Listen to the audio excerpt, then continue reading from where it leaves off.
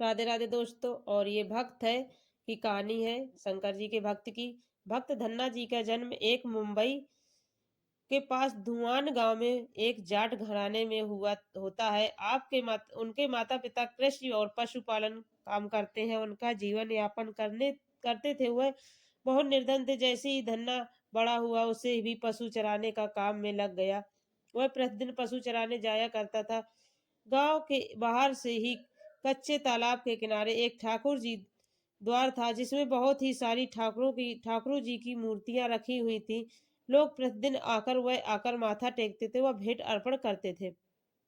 धन्ना पंडित के ठाकुरों की पूजा करते, स्नान करवाते, व घटिया घंटियां खड़खड़ाते रोज देखता। अल्प वृद्धि का होने के कारण वह समझ न पाता। एक दिन उसने मन ही मन कि देखते हैं कि क्या है। इसने एक दिन पंडित से पूछ ही लिया कि आप इन मूर्तियों के आगे बैठकर आप क्या करते। पंडित जी ने कहा, ठाकुर की सेवा करते हैं, जिनसे कि मनोकामनाएं पूर्ण होती हैं। धन्य ने कहा, ये ठाकुर जी मुझे भी दे दो, मुझसे उससे छुटकारा पाने के लिए। पंडित ने कपड़े में पत्थर लपेटकर दे दिया। घर जाकर धन्य ने पत्थर को ठाकुर समझकर स्नान करवाया और भोग लगाने के लिए कहने लगा। उसने ठाकुर के आगे बहुत मिन्नतें ही। धन्य ने कसम खाई कि यदि ठाकुर जी आप नहीं खाएंगे तो मैं भी भूखा ही रहूंगा। उसका यह प्रण देखकर प्रभु प्रकट हुए तथा रोटी खाई व लस्सी भी पी। इस प्रकार धन्य ने अपने भोलेपन में पूजा करने और साफ मन से पत्थर में भी भगवान को पा लिया। जब धन्य ने लगन लगी, उस समय उसके माता पिता बूढ़े हो चुके थे और अकेला वो नव युवक था। उसे ख्याल आया कि ठाकुर जी को पूजा के खुश करके यदि सब कुछ हासिल किया जा सकता है तो उसे अवश्य ही यह करना होगा, जिससे घर की गरीबी भी चली जाएगी तथा सुख आएगा। ऐसा सोचकर वह पंडित जी के पास गया। पंडित ने पहले ठाकुर देने से मना कर दिए कि वह ठाकुर जी की पूजा अकेले नहीं कर पाएगा। दूसरा, तुम अनपढ़ हो। तीसरा, ठाकुर जी मंदिर के बिना कहीं नहीं रहते और ना ही प्रसन्न होते, इसलिए तुम जिद मत करो और खेतों को ही संभालो। ब्राह्मण का धर्म है पूजा करना, जाट का कार्य है अनाज पैदा करना।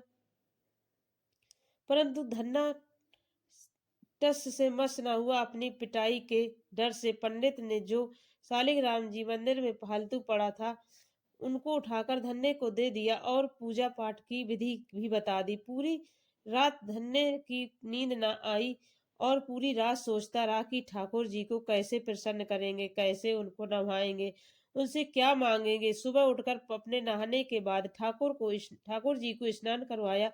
भक्ति भाव से बैठकर लस्सी व रोटी पका पकाई। उसने प्रार्थना की, हे प्रभु भोग लगाओ। मुझ गरीब के पास रोटी लस्सी और माखन ही है, कुछ नहीं है।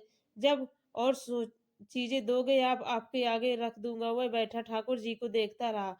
अब पत्थर भोजन कैसे करेंगे। पंडित जी तो भोग का बहाना लगाकर सारी सामग्री घर ले जाता था, पर भले बालक को इस बात का कहाँ जान था कि वह व्याकुल होकर कहने लगा कि क्या आप जाट का प्रसाद नहीं खाते।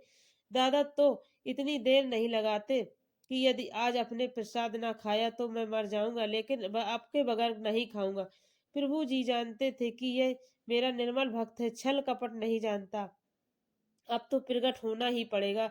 1 घंटा और बीतने के बाद धन्ना क्या देखता है कि श्री कृष्ण रूप भगवान जी रोटी माखन के साथ खा रहे हैं और लस्सी पी रहे। भोजन खाकर प्रभु बोले, धन्य जो इच्छा हो मांग ले, मैं तुम पर प्रसन्न हूँ। धन्य ने हाथ जोड़कर विनती की, भाव जो तुम्हारी भक्ति करते हैं तू उनके कार्य संभार देता है। मुझे गेहूं दाल व घी दीजिए, मैं खुश हो जाऊं। यदि जूता कपड़े 7 प्रकार के अनाज, गाय या भैंस, सवारी करने के लिए घोड़ी तथा घर की देखभाल करने के लिए सुंदर नारी मुझे दें।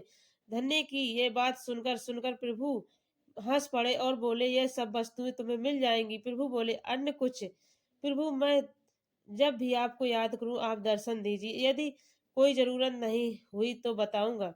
तदास्तु भगवान ने उत्तर दिया, हे प्रभु, धन्ना आज से आपका आजीवन सेवक हुआ, आपके अलावा किसी अन्य का नाम नहीं लूंगा। धन्ना खुशी से दीवाना हो गया।